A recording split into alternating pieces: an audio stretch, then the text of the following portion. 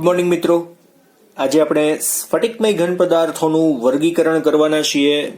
સ્ફટિકમય ઘન પદાર્થો શું છે એના વિશેની માહિતી આપણે કાલના લેક્ચરમાં ઓલરેડી લઈ ગયા છીએ.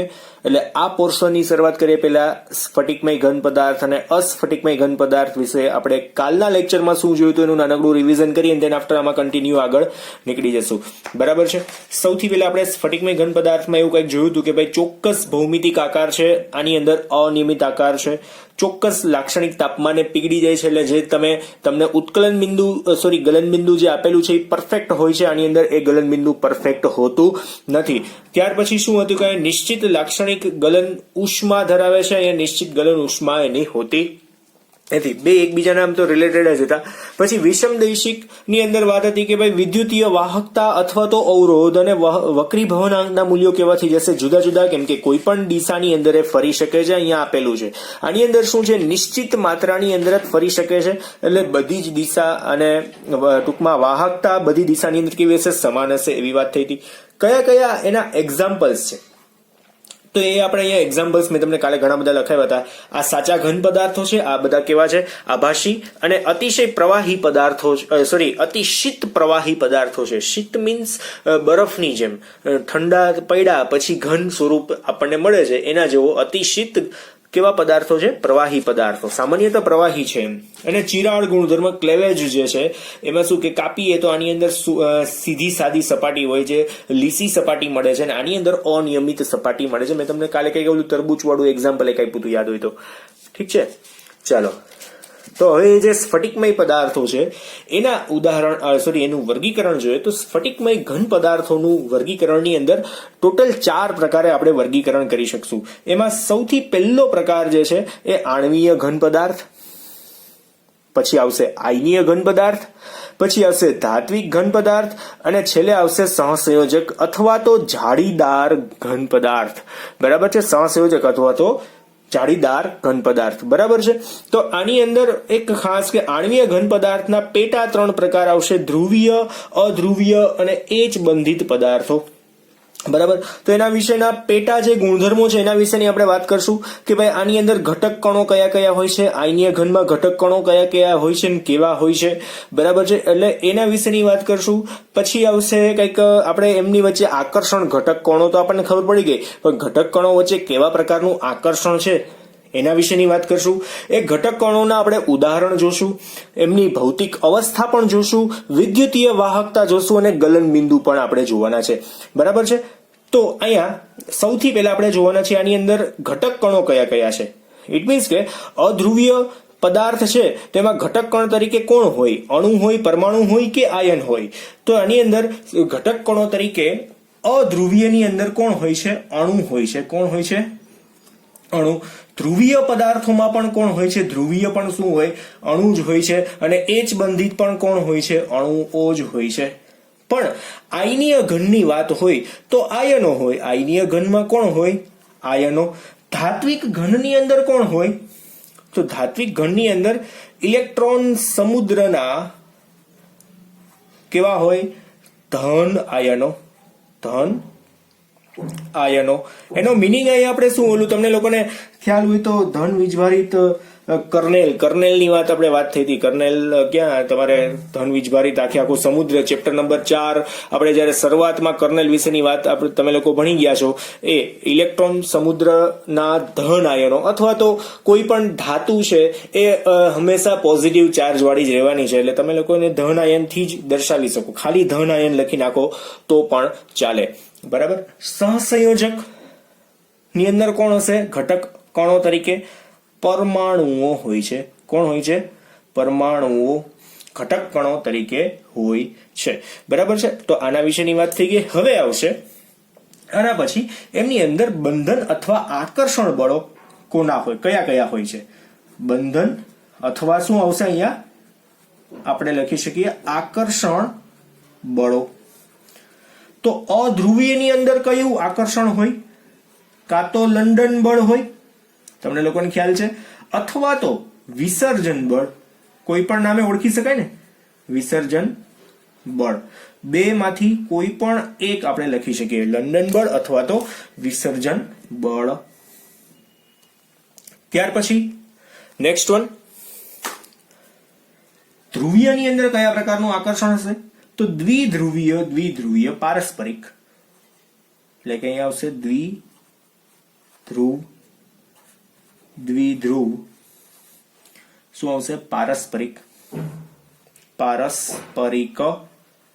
ક્રિયા કાં તો પારસ્પરિક આકર્ષણ.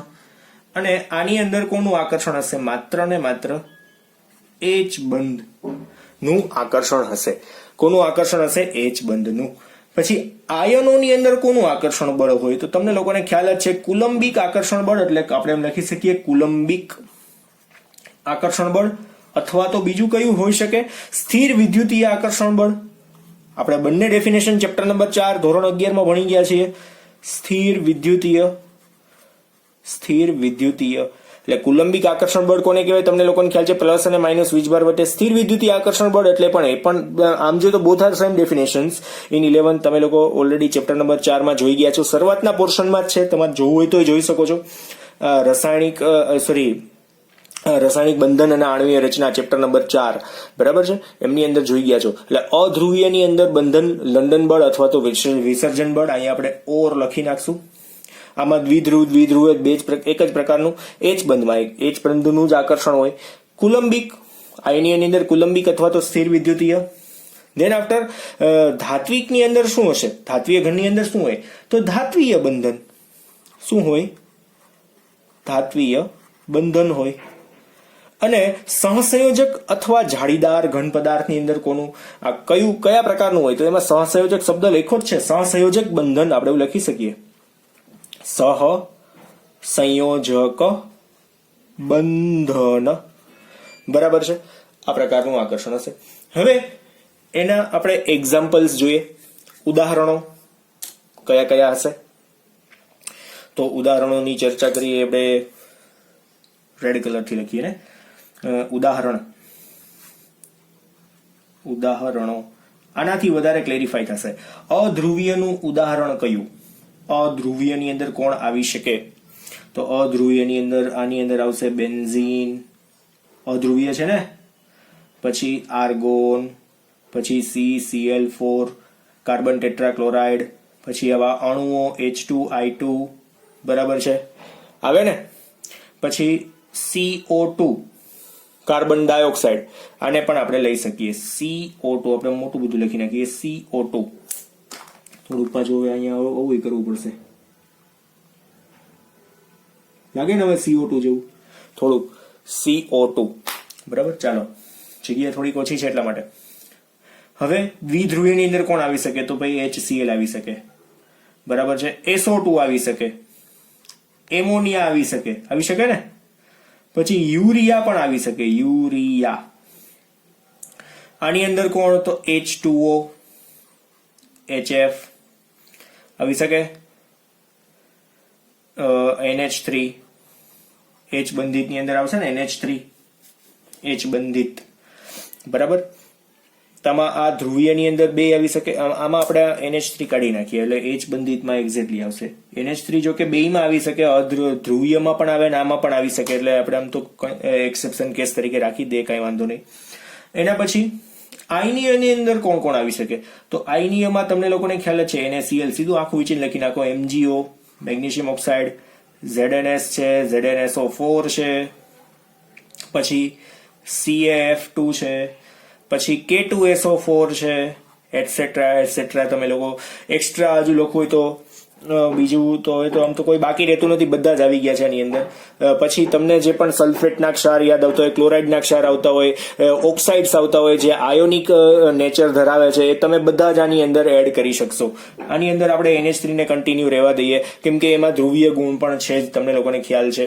આપણે દ્વિધ્રુવીય ચાક માત્રા ગોઈતી હતી ચેપ્ટર નંબર 4, એટલે દ્વિધ્રુવીયનો ગુણ તો છે જ એની અંદર, બરાબર. એમોનિયાની અંદર દ્વિધ્રુવીયતા પ્રાપ્ત થાય છે.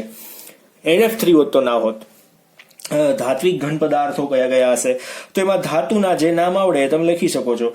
Fe, Cu, Sn, Pb, Rb, rubidium હોય તો, પછી Ag, સિલ્વર, Mg, કોઈ પણ લખી શકશો, બરાબર છે. આના એક્ઝામ્પલ્સ. સહસંયોજકની અંદર કોણ આવી શકે? તો એમાં SiO2, ક્વાર્ટઝ, કયા કયા આવશે? ક્વાર્ટ્ઝ લખી શકાય, SiO2 એટલે આપણે આમ ક્વાર્ટ્ઝ આમ જ લખી નાખો. પછી હીરો એટલે કે ડાયમંડ, પછી ગ્રેફાઇટ, પછી silicon carbide, aluminium nitride, ALN, આવા સંયોજનો આની અંદર આવી શકે. આઈ થિંક તમને લોકોને ક્લિયર દેખાય તો છે જ, બરાબર છે? દેખાય છે ને?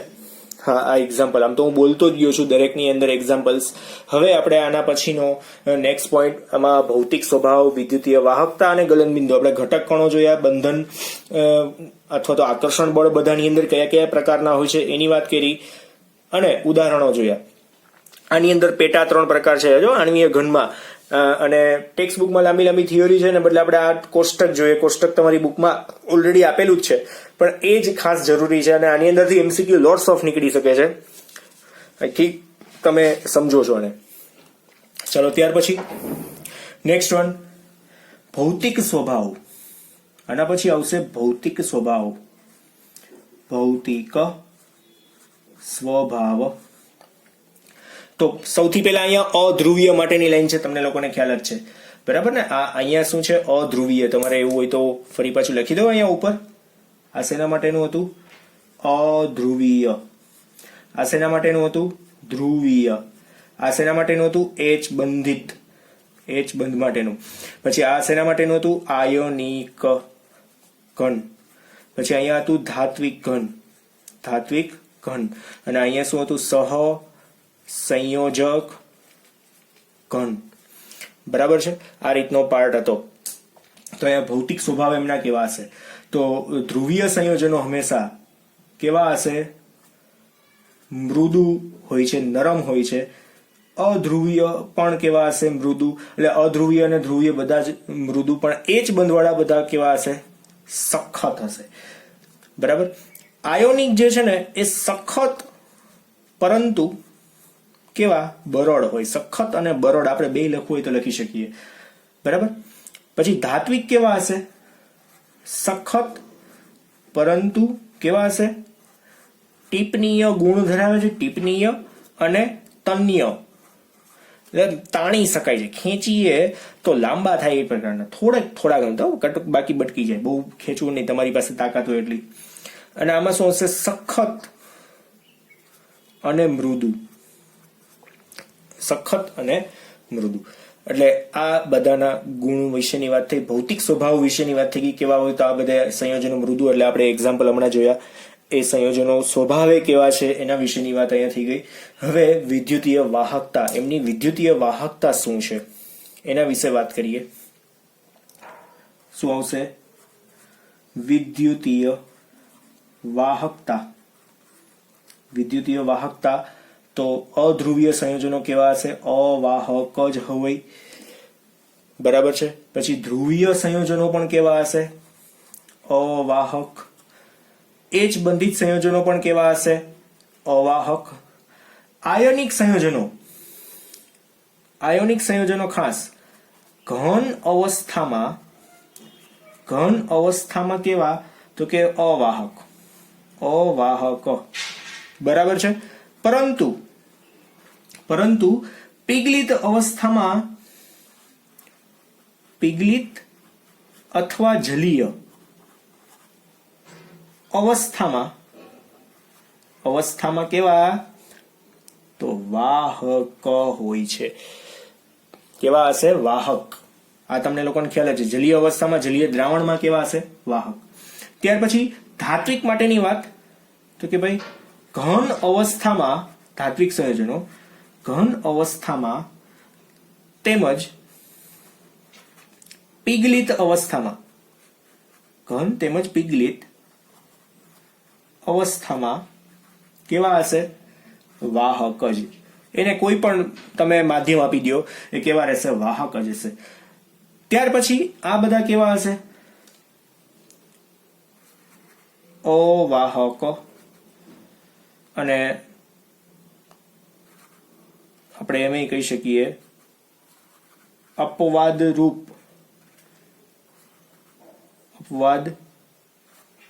રૂપ રીતે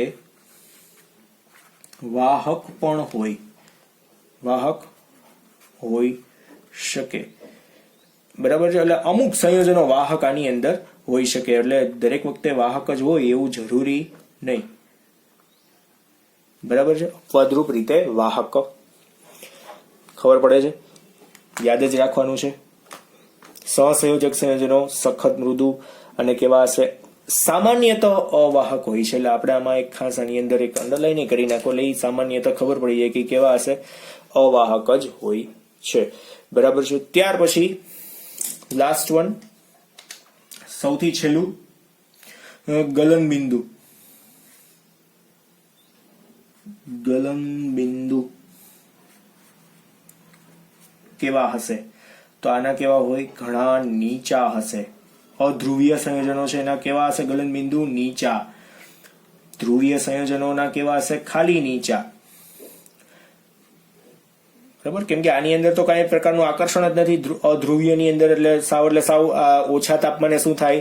ફટાફટ છૂટા પડી જાય. આની અંદર થોડું ઘણું હશે, અને આના પણ કેવા હશે? નીચા. કેમ કે ખાસ એવું બધું કઈ આકર્ષણ નથી, પ્લસ માઇનસ ચાર્જ વાળું આકર્ષણ છે. પણ આયોનિક બોન્ડની અંદર સહસંયોજક નેચર પણ હોઈ શકે, એટલા માટે આના ગલનબિંદુ કેવા હશે? અતિશય ઊંચા હશે, અતિશય વધારે ઉર્જા આપવી પડશે. અને ધાત્વિકના એના પ્રમાણમાં પણ ઊંચા હશે, પ્રમાણમાં કેવા હશે? ઊંચા.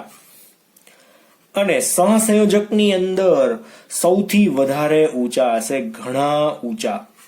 સહસંયોજકની અંદર ઘણા બધા સંયોજનો ટૂંકમાં આવા ધ્રુવીય જેવા સ્વભાવ ધરાવતા હોય, એચ બંધિત સ્વભાવ પણ હોય, અને આયોનિક સ્વભાવ પણ એની અંદર જોવા મળી શકે, અને ધ્રુવીય ધાત્વિક સ્વભાવ પણ હોય. એટલે ટૂંકમાં આ 4 પ્રકારના સ્વભાવ આની અંદર વધારે જોવા મળતા હોય, એટલે એમની વચ્ચે આકર્ષણ અતિશય વધારે હશે. સહસંયોજકનું આકર્ષણ તો અતિશય વધારે હોય જ છે, ભાગીદારીથી બનેલું હોય છે.